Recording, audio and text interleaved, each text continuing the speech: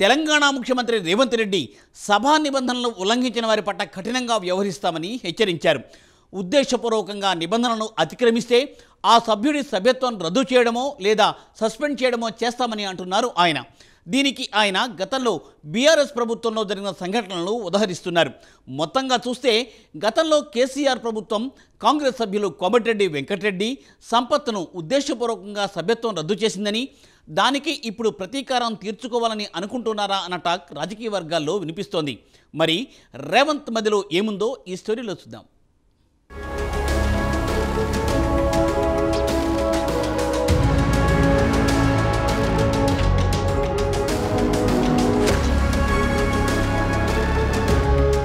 తెలంగాణలో రాజకీయాలు ప్రస్తుతం పగ ప్రతీకారాలతో సాగిపోతోంది. తాజాగా ముఖ్యమంత్రి రేవంత్ రెడ్డి ఉద్దేశపూర్వకంగా సభా నిబంధనలు ఉల్లంఘిస్తే వారి సభ్యత్వాలను రద్దు చేయడమో లేదా సస్పెండ్ చేయడమో జరుగుతుందని హెచ్చరించారు. గతంలో బీఆర్ఎస్ ప్రభుత్వం హయాంలో కూడా కాంగ్రెస్ సభ్యులను వేధించారన్న టాక్ వినిపిస్తోంది. శాసనసభ సమావేశంలో కేసీఆర్ సర్కార్ అప్పటి కాంగ్రెస్ ఎమ్మెల్యే కోమటిరెడ్డి వెంకటరెడ్డి ఏ సంపత్తులు కేవలం ఒక అంశంపై అభ్యంతరం లేవనెత్తితే దానికప్పటి బీఆర్ఎస్ ప్రభుత్వం వీరిద్దరి సభ్యత్వం రద్దు చేసింది.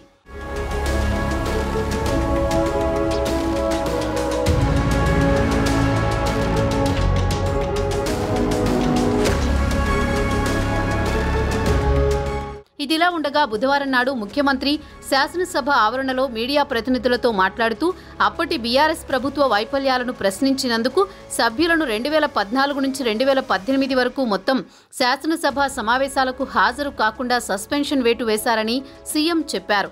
అయితే ప్రభుత్వం మాత్రం సభ్యుడి సస్పెన్షన్కు గాని సభ్యుడి సభ్యత్వం రద్దుకు గాని సిఫార్సు చేయదని స్పష్టం చేశారు. సభ్యుడు సభా నిబంధనలు తరచూ ఉల్లంఘిస్తే సభ్యుడిపై ఎలాంటి నిర్ణయం తీసుకోవాలో స్పీకర్ విచక్షణపై ఆధారపడి ఉంటుంది.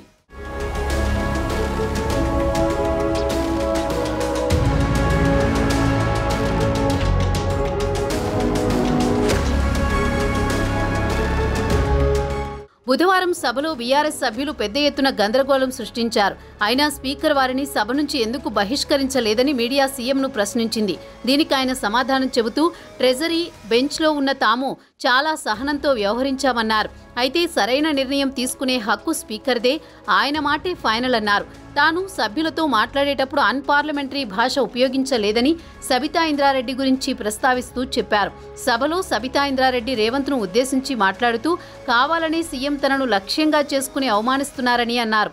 దీనికి రేవంత్ స్పందిస్తూ సబిత ప్రసంగంలో తన పేరును ప్రస్తావించినందువల్లే సబిత గురించి మాట్లాడవలసి వచ్చిందని వివరణ ఇచ్చుకున్నారు.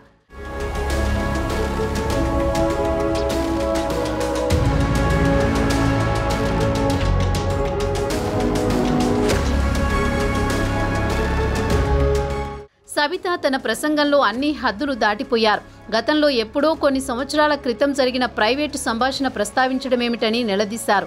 తాను కాంగ్రెస్లో చేరినప్పుడు తమ మధ్య జరిగిన సంభాషణను తాను బయటపెట్టానని రేవంత్ వివరించారు. వాస్తవానికి చెప్పాలంటే సబితక్కనే తనను కాంగ్రెస్లో చేరాలని ప్రోత్సహించారు.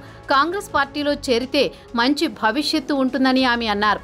తీరా 2019లో కాంగ్రెస్ పార్టీ తరపున మల్కాజ్గిరి నియోజకవర్గం నుంచి పోటీ చేస్తున్నప్పుడు పూర్తి మద్దతు ఇస్తానని ఆమె హామీ ఇచ్చారు. తనకు కాంగ్రెస్ టికెట్ లభించిన వెంటనే ఆమె బీఆర్ఎస్ పార్టీలో చేరిపోయారని రేవంత్ వివరించారు.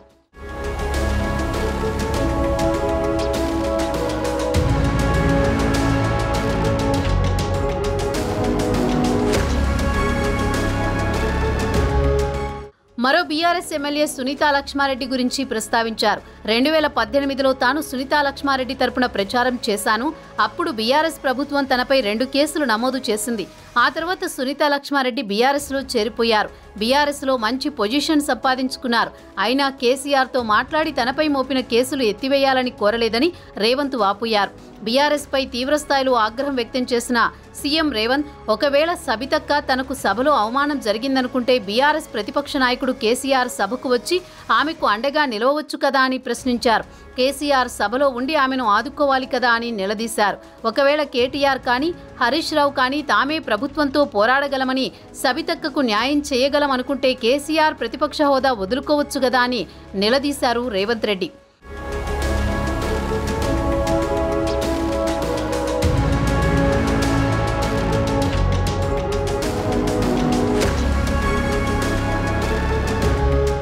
గతంలో బీఆర్ఎస్ ప్రభుత్వం కాంగ్రెస్ పార్టీ సభ్యులను సభలో అడుగడుగునా అడ్డుకుంది.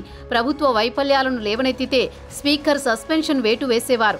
అదే పద్ధతిని పాటిస్తామని రేవంత్ రెడ్డి పరోక్షంగా కేసీఆర్ను హెచ్చరించారు. అదీ కాకుండా ప్రతిపక్ష నాయకుడి హోదాలో సభకు ముఖం చాటేస్తున్న కేసీఆర్ను లక్ష్యంగా చేసుకుని సభకు డుమ్మా కొడితే సస్పెన్షన్ వేటు వేయాలని ఆలోచనలో ఉన్నట్టు సమాచారం. సభ్యుడు ఏకంగా 60 రోజులు సభకు ముఖం చాటేస్తే సభ్యత్వం రద్దవుతుందన్న టాక్ ఎలానూ ఉంది. ఎక్కడ అవకాశం దొరికితే అక్కడ కేసీఆర్కు చెక్ పెట్టాలని రేవంత్ ప్రధాన ఉద్దేశంగా కనబడుతోందంటున్నారు రాజకీయ పరిశీలకులు.